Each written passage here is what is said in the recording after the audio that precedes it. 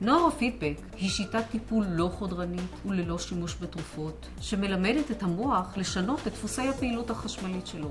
אצל מי שלוקים בהפרעות קשב, יש שינוי בפעילות חשמלית של המוח, בפעילות של העונה הפרונטלית. ב-60% מהמקרים היא איטית יותר. ריטלין, שהוא חומר ממריץ, מאיץ את פעילות המוח. בזמן שהוא פעיל, הסימפטומים נעלמים. אנחנו עושים את אותו דבר, אבל על ידי למידה. אנחנו מלמדים את המוח לשנות את דפוס הפעילות שלו ללא תרופות. השיטה מאוד בטוחה ומגובה במחקרים רבים בשנים האחרונות. קוראים לי רעות, אני בת 14.5. בגיל 8 הבחנו אצלי בעיות קשב וריכוז, ואז התחלתי לקחת ריטלין.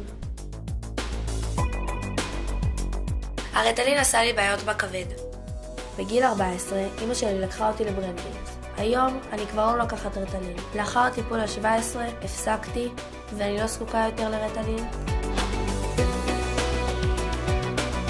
אני יכולה לשבת בכיתה בלי ריטלין, להיות מרוכזת, והכל בזכות הדבר הנפלא הזה שנקרא ברנדגיימס.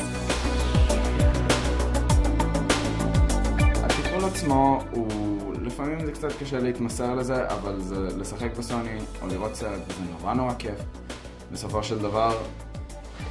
ואני נורא נהניתי גם מהטיפול וגם מההשפעות שלו.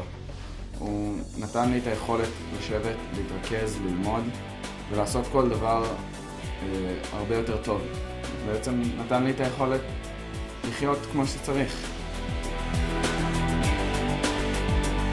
מחקרים מדברים על כך שאין תופעות לוואי לשיטה הזאת, ויש בזה היגיון משום שמדובר בתהליך שהוא תהליך למידה שנשען על תהליך הלמידה הטבעי שכבר קיים במוח.